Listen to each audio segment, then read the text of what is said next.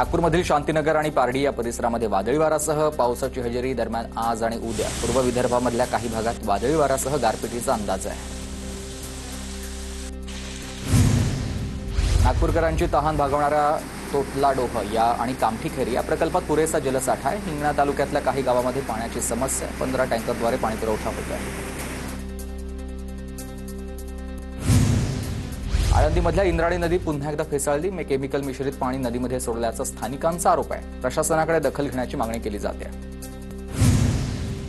वाशिमच्या मालेगावमधील मसाला खुर्द या तलाव या ठिकाणी कोरडे ठाक पडलेले असतानाच परिसरातील जंगली जनावरांचे पाण्यासाठी हाल होत आहे। प्रशासनाकडे तातडीनं उपाययोजना करण्याची मागणी आहे। जळगाव जिल्ह्यामध्ये 8,000हून अधिक शेतकरी केळी पीक विम्यापासून वंचित आहेत आणि आतापर्यंत 62,000 शेतकऱ्यांकडून पडताळणी केली जाते, तर कृषी विभागाकडून प्रत्यक्ष शेतात जाऊन पडताळणी सुरू आहे।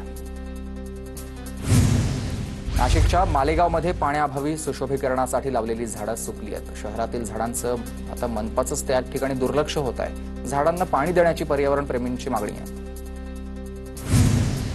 नाशिकच्या मालेगावमध्ये तीव्र उन्हाच्या फटक्यानंच शेवग्याच्या उत्पादनात घट झाली। अनेक शेतकऱ्यांची शेवग्याची झाडं वाळलेली आहेत। शेतकऱ्यांमध्ये सध्या चिंतेचं वातावरण आहे। येवल्याच्या कृषी उत्पन्न बाजार समितीमध्ये कांद्याचे भाव कोसळले। कांद्याला 700 ते 800 रुपये प्रति क्विंटलचे भाव आहेत आणि शेतकऱ्यांमध्ये त्यामुळे संताप आहे। जळगावात लिंबाचे दर गगनाला भिडलेत। 150 रुपयांपासून ते 200 रुपयांपर्यंत लिंबाची विक्री होते आणि मागणी वाढल्यानंच दरावर परिणाम झालेत। शेतकरी त्यामुळे चिंतेत आहेत। अमरावती शहराचा पारा पुन्हा वाढलाय। तापमान 44 अंशांच्या पुढे। कडक उन्हामुळे दुपारच्या वेळी रस्त्यावरील गर्दी देखील ओसरलेली आहे। पुढील काही दिवस पारा वाढण्याचाच अंदाज। विदर्भामध्ये 2 महिन्यामध्ये 56 उष्माघाताचे रुग्ण आलेत आणि उन्हापासून बचावासाठी बेसा नगरपंचायतीकडून हिट ॲक्शन प्लॅन लागू करण्यात आलाय। ठिकठिकाणी पिण्याच्या पाण्याची सोय, सिग्नलवर ग्रीन नेट लावण्याचा निर्णय। जळगावच्या 40गावमधील मुख्य चौकात सिग्नल यंत्रणा कार्यान्वित करण्याची मागणी आहे। सुरक्षेच्या दृष्टीनं विविध सामाजिक संघटनांची ही मागणी। मुंबई गोवा महामार्गावरील कशेडी घाटामधील दोन्ही बोगदे आता 15 मेपर्यंत पूर्ण क्षमतेनं सुरू होणार आहेत, कारण बोगद्यातील वीज पुरवठा येत्या 10 दिवसात 24 तासांसाठी कार्यान्वित होणार आहे। धाराशिवच्या बावी या ग्रामपंचायतीमध्ये कोटीचा भ्रष्टाचार झाल्याचा आरोप आहे। ग्रामस्थांचं गेल्या 4 दिवसांपासून उपोषण सुरू आहे। चौथ्या दिवशी 2 उपोषणकर्त्यांची प्रकृती बिघडली आहे। भंडारा जिल्हा परिषदेसमोर महाराष्ट्र राज्य ग्रामपंचायत कामगार सेनेचं आंदोलन। विविध मागण्यांसाठी 2 दिवसीय आंदोलन। मागण्या मान्य करण्याची मागणी आहे। कल्याणच्या दुर्गाडी चौकात प्रवेशद्वाराची कमान कोसळली। गौरव रथयात्रेसाठी लावण्यात आलेली कमान कोसळली आहे। जीवितहानी नाही, मात्र प्रशासनाचं याकडे दुर्लक्ष होत आहे। जळगावच्या धरणगाव तालुक्यातल्या 2 शाळांमधल्या 71 विद्यार्थ्यांमध्ये मधुमेहपूर्व लक्षणं आढळली आहेत। आरोग्य विभागाच्या तपासणीत ही माहिती समोर आली। जिल्हा परिषदेकडून ठोस उपाययोजना करण्याचा निर्णय। भिवंडी शहरामध्ये आईची 3 मुलींसह आत्महत्या। आत्महत्येचं कारण अस्पष्ट आहे। भिवंडी शहर पोलीस ठाण्यात गुन्हा दाखल झाला।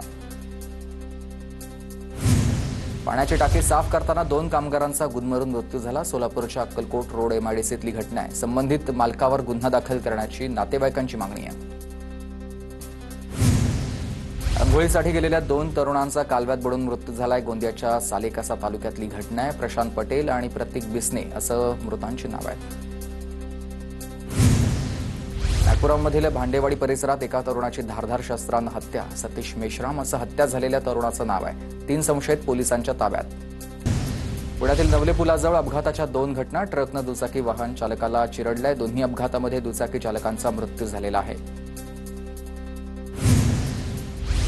अभिनेत्री छाया कदमला वन खात्याची नोटीस। छाया कदमवर वन्यजीव संरक्षण अधिनियम 1972चा भंग केल्याचा ठपका ठेवण्यात आलेला आहे। 5 मे रोजी चौकशीसाठी उपस्थित राहण्याबाबत नोटीस देण्यात आली आहे।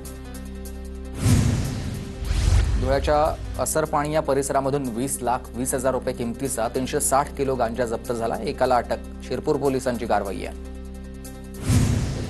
सांगली शहरामधून धूम स्टाईलनं सोन्याचे दागिने लंपास करणाऱ्या दोघांना 4 तासात अटक करण्यात आली। 13 तोळे सोनं जप्त करण्यात आलंय। परभणीच्या पेडगाव रोड परिसरामध्ये मोकाट कुत्र्यांची दहशत एकाच दिवशी घेतलाय। 5 जणांना चावा। सीसीटीव्हीत घटना कैद झालेल्या आहेत। कुत्र्यांचा बंदोबस्त करण्याची मागणी होते।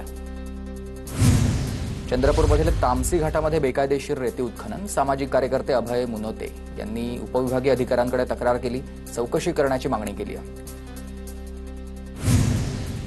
जळगावच्या चोपडा तालुक्यामध्ये कृषी विभागाकडून बोगस बियाणे जप्त, तावसे गावामधल्या शेतात साठवून ठेवलेले 12 लाखांचे बोगस बियाणे जप्त. चोपडा तालुक्यामधल्या कृषी विभागाकडून 10 दिवसात दुसरी कारवाई. वर्ध्यामध्ये स्वाभिमानी बांधकाम कामगार संघटनेचे जिल्हा परिषद सीओ यांना निवेदन, बांधकाम कामगारांना नोंदणीसाठी प्रमाणपत्र देण्याची मागणी होते. पुरंदर विमानतळाच्या ड्रोन सर्व्हेसाठी मोठा फौजफाटा तैनात. विमानतळाचा ड्रोन सर्व्हे करण्यासंदर्भात प्रशासन ठाम आहे. बाधित 7 गावातल्या शेतकऱ्यांचा ड्रोन सर्व्हेला विरोध आहे आणि बैलगाड्या उभ्या करत शेतकऱ्यांकडून रस्ता अडवण्याचा प्रयत्न झाला होता. राजकोट किल्ल्यावरील शिवरायांच्या पुतळ्याचं 11 मे रोजी अनावरण. मुख्यमंत्र्यांच्या हस्ते शिवरायांच्या पुतळ्याचं अनावरण होईल. शिर्डी साईबाबा मंदिराला बॉम्ब उडवून देण्याची मेलद्वारे धमकी आली आहे. साईबाबा संस्थांची सुरक्षा यंत्रणा तसंच पोलीस यंत्रणा अलर्ट मोडवर असताना सध्या सुरक्षा वाढलेली आपण बघतोय. अंबाबाई मंदिर परिसरामधले गरुड मंडप पुनर्बांधणीच्या कामाला वेग आलेला आहे. चंद्रपूरहून मागवलेल्या लाकडापासून बनवलेले खांब उभारणीचं काम आता सुरू झालंय. कोल्हापूरमधील अंबाबाई मंदिर परिसराचा पुनर्विकास आराखडा प्रलंबित आहे. सोमवारी पुनर्विकासाच्या आराखड्यामध्ये पहिल्या टप्प्याचं सादरीकरण तर व्यावसायिकांचं योग्य ठिकाणी स्थलांतर करण्याची मागणी आहे. अंबाझरी तलावासमोरील स्वामी विवेकानंद स्मारक स्थानांतरित करण्याची गरज नाहीये, कारण विभागीय आयुक्तांनी नागपूर खंडपीठामध्ये या संदर्भातलं प्रतिज्ञापत्र दिलेलं आहे.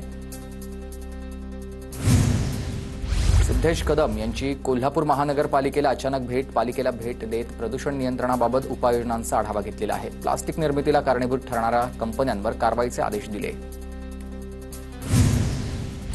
रत्नागिरीमधील लांजा शहराचा विकास आराखडा तातडीनं रद्द करा. लांजा ग्रामस्थांकडून मागणी. पालकमंत्री उदय सामंतांकडे निवेदन सुपूर्द. सांगलीमध्ये ख्रिस्ती समाजाकडून पहलगाम हल्ल्याचा जाहीर निषेध. कॅन्डल मार्चद्वारे हल्ल्यामध्ये मृत्युमुखी पडलेल्यांना श्रद्धांजली वाहिली. ठाणे जिल्ह्यामधील 16 अनधिकृत शाळांची यादी जाहीर. पालकांनी शाळेची मान्यता तपासूनच प्रवेश घ्यावा, शिक्षण विभागाचं आवाहन. नांदेड जिल्ह्यामध्ये पाणी टंचाईवरील उपाययोजनेसाठी 14 टँकर, 40 विहिरींचं अधिग्रहण. नागरिकांनी पाण्याचा जपूनच वापर करायला हवाय, असं आवाहन जिल्हाधिकाऱ्यांनी केलेलं आहे. रत्नागिरी जिल्ह्यामधील खरीप हंगामासाठी मान्सूनपूर्व नियोजन सभा. शेतकऱ्यांना बांधावर खतं मिळालेली पाहिजेत. औषधं, खते, बियाणे दर्जेदार हवीत. पालकमंत्र्यांचे आदेश आहेत. जळगाव जिल्ह्यात सर्रासपणे वृक्षतोड. महाराष्ट्र नवनिर्माण सेनेकडून वन विभागाकडे कारवाईची मागणी, तर कारवाई न झाल्यास तीव्र आंदोलन करण्याचा इशारा दिला आहे. नाशिकच्या येवल्यामधील मातोश्री पॉलिटेक्निक मेकॅनिकल विभागामधल्या विद्यार्थ्यांनी बनवलेत शेती पिकांचं संरक्षण करणारे यंत्र. सौर ऊर्जेचा वापर करत पिकांचं रक्षण होणार आहे. नाशिकच्या मालेगाव नेचर इंडिकेटर म्हणून संबोधला जाणारा बहावा फुललेला आहे. बहाव्यामध्येच आता झुंबर ठरतात आकर्षणाचं केंद्र. नंदुरबारमध्ये तापमानाचा पारा 43 अंशांवर. इंदवे इथल्या आदिवासी आश्रमशाळेमधील विद्यार्थ्यांकडून पक्ष्यांसाठी अन्न आणि पाण्याची सोय.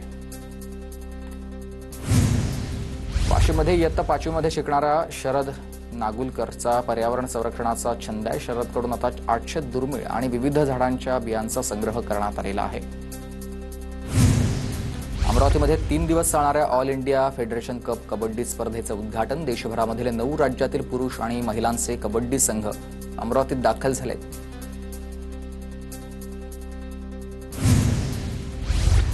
बीडच्या आष्टी तालुक्यातल्या दौलावड गावात यात्रेनिमित्त भव्य कुस्ती स्पर्धा. हिंदू आणि मुस्लिम बांधवांकडून एकत्रित यात्रेचं आयोजन करण्यात येतं.